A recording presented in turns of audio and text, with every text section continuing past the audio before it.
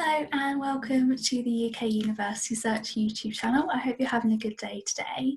Today we have a video on writing your personal statement for you, and it's going to be a really quick video with 4 top tips to help you write your personal statement and make sure it's the best that it can be. We know it's a big part of your UCAS application, so it's definitely one that you want to get right and to show that you're the right person to be accepted onto that course or into that university. Today we are joined by City, University of London, and Kat, who's one of their expert schools officers. She's worked with thousands of students to help them write their personal statements, so she's definitely the best person to give you advice. You can subscribe to our channel if you'd like to see more videos like this, and you can also find out more about City, University of London using the link in the description. I hope you enjoy and that you find it useful, and thank you for watching today. Hi everyone, my name's Kat. I work for City, University of London in the Schools Liaison team, and today I'm going to be taking you through my 4 top tips for completing your UCAS personal statement. So my first tip is just to get something down on paper.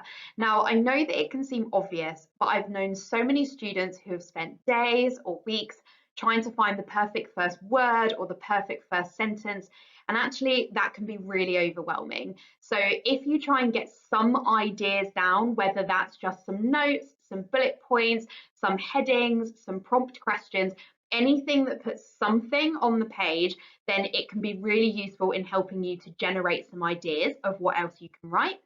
The main thing you want to be doing in your statement is answering the question, so why do you want to study this subject and what makes you the right person for the course?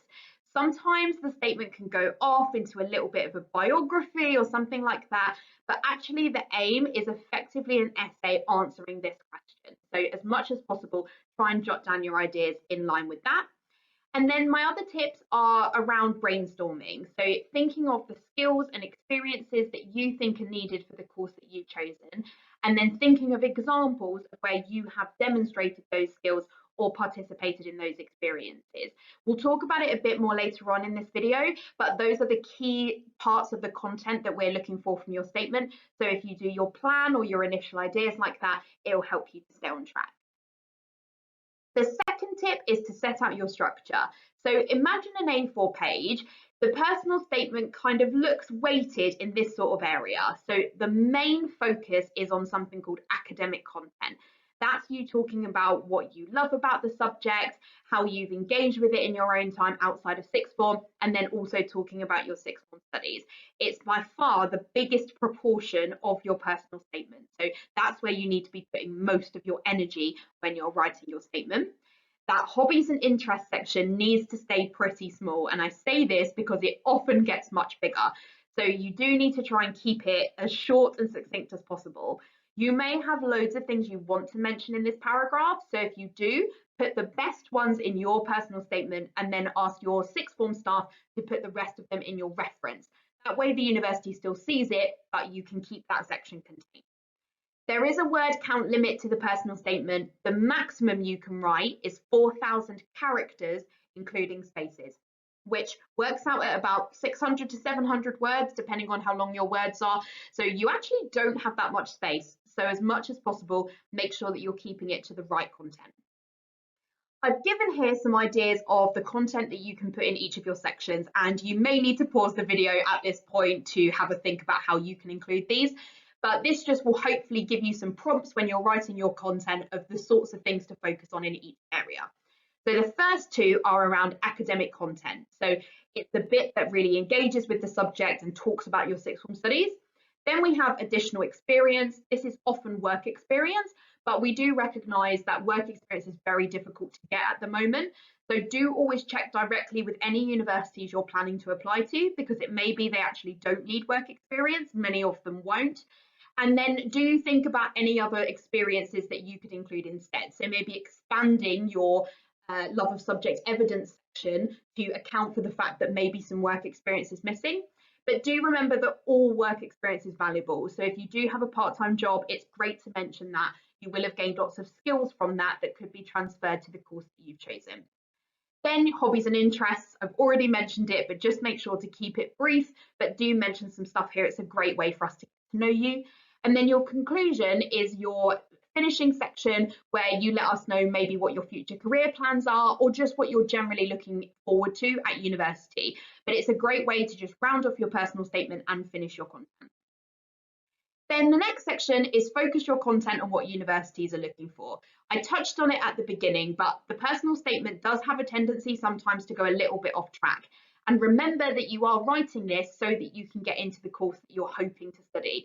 So as much as possible, you need to focus it on what the university will be looking for.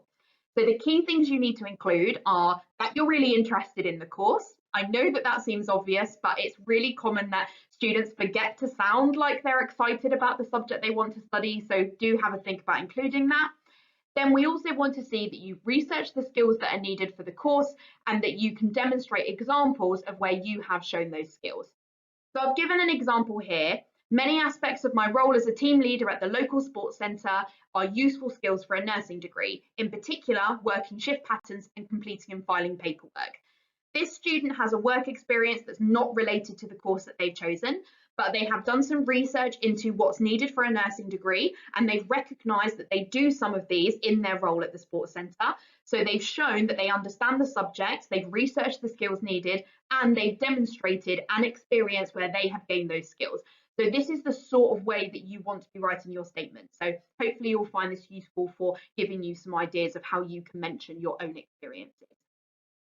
It's also key to highlight that experiences come from a lot of different places. So of course they can come from your sixth form studies, but they may also come from volunteering experiences, any of your hobbies, music, drama, sport, part-time job, attending university taster days, reading books, journals, watching documentaries, listening to podcasts. There's so many different ways that you can gain skills that are worth mentioning for what a university is looking for. So we've included some examples here just to give you some prompts of where to do some research for some of these, as we appreciate that sometimes they're difficult to find. We don't expect you to do every single one of these. If you can do a few of them and talk about why they're useful, that's fantastic. It shows that you've engaged with your subject in your own time, or you've made effort to gain the skills and experiences that are needed for the course that you've chosen. Then my final tip is check and redraft. It does take a few drafts to get your personal statement right, so don't worry if it does take you a few versions before you're happy with it. Do make sure you check your spelling and grammar carefully, as well as checking your structure and your paragraphs.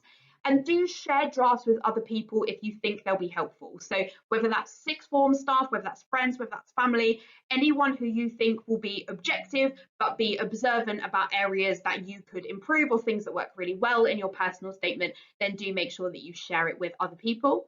But you can also self-check your personal statement, and the ABC method is a great way for you to do that.